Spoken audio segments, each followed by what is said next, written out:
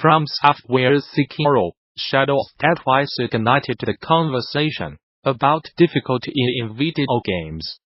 As the conversation went on, the relationship between accessibility and the developer's creative vision. It's a conversation that's had accessibility advocates and developers alike chiming in about the accessibility options games can and often offer players to make them playable and enjoyable by a wider audience. Cory Barlog, the actor of Sony Santa Monica's recent 2018 release God of War, weighed in on the issue on Twitter, offering a succinct, "Accessibility has never and will never be a compromise to my vision." In God of War's case, the game offers 5 difficulty settings, named 5 the different ways players choose to experience the game. Give me a story. Give me a balanced experience. Give me a challenge. Give me God of War, rather than as, easy, normal, hard. To me, accessibility does not exist in contradistinction to anyone's creative vision, but rather it is an essential aspect of any experience you wish to be enjoyed by the greatest number of humans as possible. Sorry to all the llamas. This is just not for them.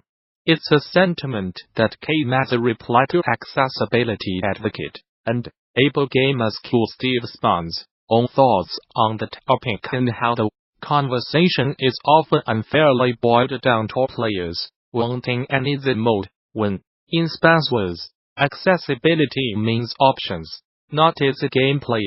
Celeste designer Matt Dawson has also spoken on the issue in a couple of the many various developer tweets gathered by Eurogamer's roundup on the conversation, breaking down the accessibility elements in the platformer's adjustable assist mode and how those same concepts could fit into Sekiro. I also think that the most important assist options are the in-between ones, like slowing the game down 20%, or getting a single extra dash in Celeste. Things that let the player fine-tune aspects of the difficulties, rather than make it trivial. Those kinds of customizable difficulties have been showing up in more and more games, from AAA to indie.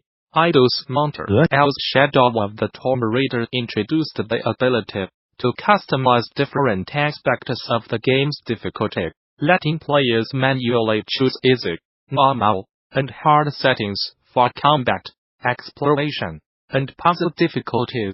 Insomniac's Spider-Man offers players an accessibility menu that houses things like subtitle options like background and size, as well the option to change button taps, to host some interactions, and the toggleable options to skip puzzles and have quick time events autocomplete. Frictional Games created a safe mode, a summon after the game's release that pacifies the monsters that normally torment players throughout the game. Even just last week, Falcon Age developer Outer Loop Games took convention for feedback to heart and announced a combat optional way to play through the game. This is the thesis statement of people being toxic in my mentions. Why must a video game present options be accessible to everybody? It's a lack of empathy. When someone blatantly states they do not get why a video game must be accessible to everybody, there's no room to teach. X1 users can now stream PC games to the console through the recently updated Wireless Display app. Microsoft's Wireless Display app creates a connection between a PC and the X1, where users can cast to the console using the Windows key and on a keyboard, a little similar to the Steam Link. While Microsoft has been working on streaming PC games to the X1 for quite some time with Project Flood, this could be a good method to play Steam titles, specifically on the console. As reported by The Verge, Microsoft's Wireless Display app has been available to testers for months under several different names, previously known as Connect on Windows, It first started out as an app for the Surface Hub, a brand of interactive whiteboard developed by the company. It's worth noting that the app does not support keyboard and mouse input, so X1 users will not be able to stream games using traditional inputs. But it may be implemented in the future since Microsoft added keyboard and mouse support for the console last year. Whether you are just starting out, looking for something new, or just seeing what's out there, the Gamasutra job board is the place where game developers move ahead in their careers. Gamasutra's job board is the most diverse, most active, and most established board of its kind in the video game industry, serving companies of all sizes, from indie to AAA. Here are just some of the many positions being advertised right now. If you are a recruiter looking for talent, you can also post jobs here. Location: remote. CG Spectrum is looking for mentors with AAA games experience to help develop an industry-standard game design course and teach online. We offer casual and full-time positions at a competitive salary, alongside a flexible schedule and the ability to work from anywhere. Location: San Rafael, California. Ascendant Studios is looking for a senior animator to help bring our first title to life. This is a full-time on-site position at our office in San Rafael, California. Our ideal applicant has a solid animation background, paired with strong technical ability and pipeline knowledge. Prior work in games is required, and experience with Unreal Engine would be a big plus. Ascendant Studios is a brand new AAA video game studio, located in downtown San Rafael, in the heart of the San Francisco Bay Area. Founded by industry veterans of such games as Dead Space, Call of Duty, Woodward, and Telltale's The Walking Dead, Ascendant Studios is striving to create games that are original and groundbreaking. We combine deep industry knowledge with strong innovation and a fierce creative spirit. Location: Durham, North Carolina. The surroundings are conditions in which a person, animal, or plant lives or operates. That's the definition of an environment, and it's what we are looking for our next exceptional artist to help us create. Insomniac Games is looking for an environment artist responsible for creating game worlds by modeling sculpting assets from high-res to in-game, authoring textures and materials, and in editor-level composition and layout. Location: Culver City, California. As a critical anchor for the project, you will be crafting code for character interactions, API interactions, scripted sequences, combat, and much more.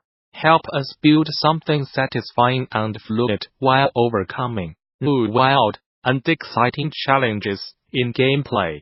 Heart Machine is a small, deeply motivated and close-knit team located in Los Angeles. Our focus is gameplay that's engaging, fluid, and fun, while also building atmosphere through launch art and sound design.